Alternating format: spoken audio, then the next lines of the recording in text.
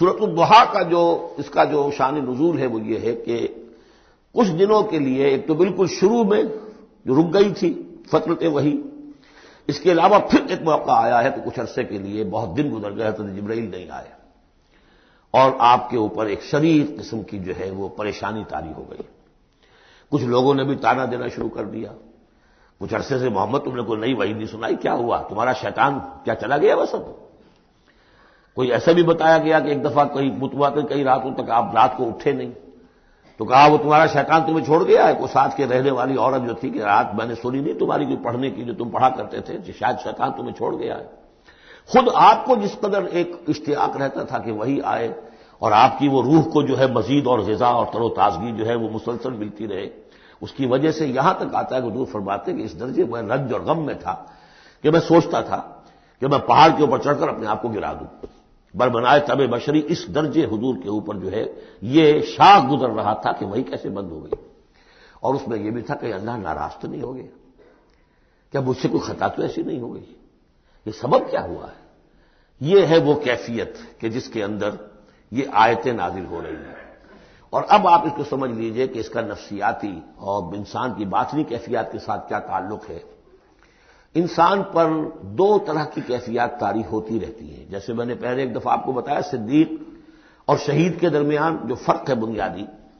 کہ کچھ بنیادی طور پر لوگ ایکسٹروورٹس ہوتے ہیں، کچھ بنیادی طور پر انٹروورٹس ہوتے ہیں۔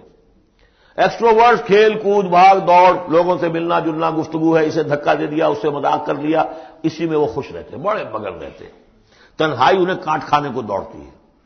اور ایک انٹروورٹس ہوتے ہیں کہ وہ مجلس وغیرہ کو نہیں ہوتا، اپنے تنہائی میں کہیں بیٹھے ہیں، غور و فکر کر رہے ہیں، سوچ بچار کر رہے ہیں، انہیں وہ مجلس سے زیادہ اپنا گوشہ تنہائی جو ہے وہ زیادہ عزیز ہوتا ہے۔ تو یہ دو مزاج اللہ نے بنائے ہیں۔ اسی طرح ہر انسان کے اوپر آلٹرنیٹلی کچھ کیفیات آتی ہیں جس کو ہم کہتے ہیں میرا موڈ آف ہے، ایک طرح کا قبض سا ہو جاتا ہے طبیعت میں بندش سی ہوتی ہے، کسی وقت اسی شخص کے اندر پھر انشراح سا ہو جاتا ہے، پھر ہنسنے بولنے کو جی چاہتا ہے، گفتگو کرنے کو جی چاہتا ہے۔ یہ کیفیت جب انسان کی روحانی زندگی سے متعلق ہو جائے تو اس کو پھر صوفیہ نے نام دیا قبض اور بسط۔ کبھی طبیعت میں انشراح ہے، انبساط ہے، طبیعت جو ہے وہ آبادہ ہے، ہر چیز میں روشنی کا پہلو آدمی دیکھ رہا ہے، ہر چیز کے اندر آپ کو معلوم ہے ایک تاریک رخ بھی ہوتا ہے کسی معاملے کا اور روشن رخ بھی ہوتا ہے، اس وقت انسان روشن رخ کو دیکھتا ہے۔ اور ایک وقت میں آتا ہے کہ طبیعت میں بندش سی لگ گئی ہے، جیسے اندر کوئی پکڑ لیا کسی نے، اب طبیعت جو ہے وہ بھی اپنے اندر وہ انقباض محسوس کر رہی ہے، اور پھر آدمی پیسیمسٹک ہو جاتا ہے، نا امید سا ہوتا ہے، پھر اسے ہر معاملے کا تاریک پہلو زیادہ نظر آنے لگتا ہے۔ تو یہ قبض اور بسط کی کیفیات ہیں۔ جب کبھی قبض کی کیفیت ہو، قاضی ثناء اللہ پانی پتی رحمۃ اللہ علیہ نے تفسیر مظہری میں لکھا ہے کہ قبض کی کیفیت میں اس سورت کا پڑھنا تریاق ہے، جس طرح حضور صلی اللہ علیہ وسلم کے لیے گویا کہ اس وقت جو وحی کا بند ہو جانا تھا وہ گویا کہ ایک طرح کے انقباض اور قبض کی کیفیت پیدا ہوئی تھی، اس میں اب اللہ تعالیٰ فرما رہے ہیں والضحیٰ، قسم ہے دن کے دھوپ چڑھنے کے وقت کی، واللیل اذا سجا، اور قسم ہے رات کی جبکہ وہ چھا جائے یا ساکن ہو جائے، سجا کے دونوں معنی ہے سکون۔ اب دیکھیے ان دونوں کو کیوں لائے، اس لیے کہ صبح ہے، حرکت ہے، برکت ہے، چلنا ہے، دوڑنا ہے، ہر شخص جا رہا ہے، ادھر جا رہا ہے ادھر جا رہا ہے، رات کو سکون ہو گیا، تاریکی چھا گئی اور شور ہنگامہ ختم ہو گیا۔ لیکن یہ رات اور دن دونوں ضروری ہیں انسان کے لیے، یہاں کا نظام چلانے کے لیے۔ اگر رات ہی رات ہوتی تب بھی یہ دنیا نہ چلتی، اور دن ہی دن ہوتا تب بھی نہ چلتا، تو رات بھی ضروری ہے۔ اسی طریقے سے نفس انسانی کے لیے کبھی کبھی قبض کا وقفہ بھی ضروری ہے۔ آپ اسے یہ نہ سمجھیں کہ اللہ تعالیٰ ناراض ہو گیا، یہ بھی ہماری تربیت کا ایک یوں سمجھیے کہ جز ہے۔ ما ودعک ربک وما قلی، آپ کے رب نے آپ کو رخصت نہیں کیا ہے، نہ ہی وہ آپ سے ناراض ہوا ہے۔ وللآخرۃ خیر لک من الاولی، اور اس کے بعد جو وقت آئے گا اس قبض کے بعد وہ پہلی سے بھی بہتر ہوگا۔ اور میں حیران ہوتا ہوں کہ کیسے غالب نے وہ بات کہی ہے کہ جو بالکل ترجمانی ہے اس کی، رکتی ہے میری تباہ تو ہوتی ہے رواں اور، یعنی یہ کہ جب میری طبیعت کے اوپر کبھی کبھی رکاوٹ سی آ جاتی ہے، اب شعر جو ہیں اچھے نازل نہیں ہو رہے، لیکن جب وہ رکاوٹ سے میں نکلتا ہوں، اس قبض سے نکلتا ہوں، رکتی ہے میری تباہ تو ہوتی ہے رواں اور، اس لیے کہ اس قبض کے بعد جب مرحلہ آتا ہے انبساط کا اور انشراح کا تو وہ ایک قدم آگے ہوتا ہے آدمی، اس پہلی کیفیت سے ایک درجہ جو ہے اس کا بڑھ چکا ہوتا ہے۔ وَلَلْآخِرَةُ خَيْرٌ لَكَ مِنَ الْأُولَىٰ، یقیناً پچھلی ہر گھڑی، ہر ساعت اور ہر قبض کے بعد آنے والا انبساط آپ کے لیے پہلے سے اونچا درجہ لے کر آئے گا۔ وَلَسَوْفَ يُعْطِيكَ رَبُّكَ فَتَرْضَىٰ، ان قریب آپ کا رب آپ کو اتنا کچھ دے گا، اتنا کچھ دے گا، آپ کی محنتوں کے وہ نتائج سامنے آئیں گے کہ آپ راضی ہو جائیں گے۔ اب دیکھیے پچھلی صورت ختم ہوئی تھی وَلَسَوْفَ يَرْضَىٰ، یہاں ہے وَلَسَوْفَ يُعْطِيكَ رَبُّكَ فَتَرْضَىٰ، صرف ضمیر کا فرق ہے، کیونکہ صدیق پر وحی نہیں آتی براہ راست خطاب نہیں کیا جا سکتا، وہاں وہ صیغہ جو ہے وہ غائب کا ہے وَلَسَوْفَ يَرْضَىٰ، اور چونکہ نبی وہ ہے جس پر وحی آ رہی ہے، براہ راست مخاطب ہے، تو وَلَسَوْفَ يُعْطِيكَ رَبُّكَ فَتَرْضَىٰ، آپ کا رب اتنا کچھ دے گا کہ آپ راضی ہو جائیں گے۔ اب یہ کہ اسی قبض کی حالت میں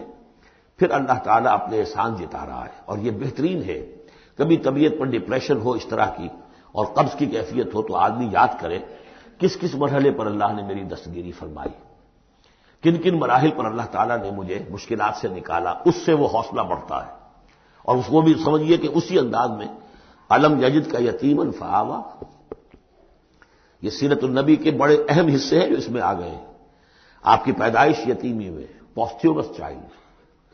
باپ تو پہلے ہی فوت ہو چکا ہے، 6 سال کی عمر میں والدہ گئی، 8 سال کی عمر میں دادا گئے، اور وہ یعنی جو آپ نے دیکھا ہے ابتدائی زمانہ زندگی کا تو وہ یتیمی کا۔ الم یجد کا یتیما فآویٰ، کیا اس نے اے محمد آپ کو نہ پایا کہ آپ یتیم تھے، پھر پناہ دی، آپ کے لیے بندوبست کیا، دادا کے دل میں جو شفقت ڈالی، پھر آپ کے تایا زبیر کے دل میں جو شفقت ڈالی۔ بدقسمتی سے ہماری تاریخ میں چونکہ بہت زیادہ عمل دخل رہا اہل تشیع کا، تو عبد المطلب کے بعد فوراً ابو طالب کا نام آتا ہے، حالانکہ یہ غلط ہے تاریخی اعتبار سے۔ عبد المطلب کے بعد کافی عرصے تک زبیر جو آپ کے تایا تھے وہ سرپرست تھے، پھر ان کے انتقال کے بعد ابو طالب کا معاملہ آیا، لیکن ان کو بیچ میں سے غائب کر دیا گیا ہے۔ بہرحال اللہ تعالیٰ جو بھی کسی کے دل میں ڈالتا ہے، آخر ابو طالب کے دل میں محبت ڈالی تو کس نے ڈالی؟ وہ ہم پڑھ چکے ہیں سورہ طٰہٰ میں، وَأَلْقَيْتُ عَلَيْكَ مَحَبَّةً مِّنِّي، حضرت موسیٰ علیہ السلام کی موہنی صورت کے اوپر اللہ تعالیٰ فرماتے ہیں ہم نے اپنی محبت کا پرتو ڈال دیا کہ تمہیں دیکھنے کے بعد وہ قتل کرنے کے ارادے سے باز رہ گئے، ان کے ہاتھ چھل ہو گئے، ایسی موہنی صورت، اسے قتل کرنا۔ وَأَلْقَيْتُ عَلَيْكَ مَحَبَّةً مِّنِّي وَلِتُصْنَعَ عَلَىٰ عَيْنِي، یہ ہوا ہے۔ تو فرمایا الم یجد کا یتیما فآویٰ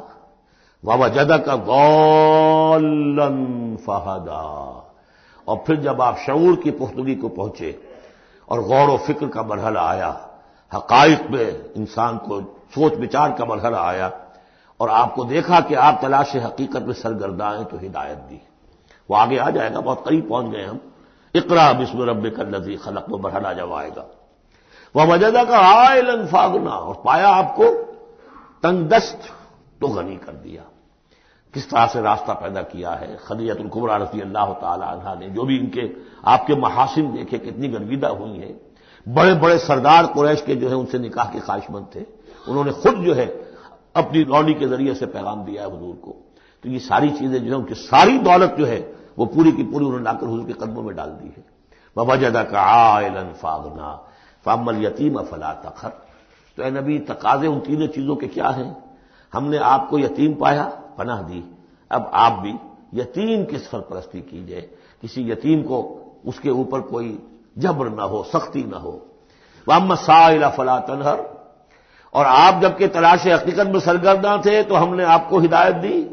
اسی طریقے سے اب آپ کو بھی کوئی شخص سائل بن کر آپ کے پاس آئے سوال کرے، اسے جھڑکنا نہیں ہے۔ اسے جو بھی سائل دونوں طرح کے ہوتے، سوال کرنے والا کوئی علمی سوال اور سوال کرنے والا کوئی مالی مدد کے لیے۔ وَأَمَّا بِنِعْمَةِ رَبِّكَ فَحَدِّثْ، اور جو ہدایت تمہیں دی ہے ہم نے اب اسے عام کرو، یہ نعمت ہے، آپ کے رب کا انعام ہے، یہ ہدایت جو آپ کو عطا ہوئی ہے اس کو بیان کرو۔ اس کے بیان کرنے میں یہ بھی ہے کہ اللہ کے انعامات کا چرچا انسان کرے اس کا شکر ادا کرنے کے لیے، اور یہ بھی ہے کہ اس کو پھیلائے اور عام کرے، دوسروں تک پہنچائے، ورنہ وہ بخل ہو جائے گا کہ وہ دولت جو ہے ہدایت کی اس کو آدمی صرف اپنی ذات تک محدود رکھے اور اس کا جو خیر ہے وہ دوسروں تک نہ پہنچائے۔ بارک اللہ لی و لکم فی القرآن العظیم ونفعنی وإیاکم بالآیات والذکر الحکیم۔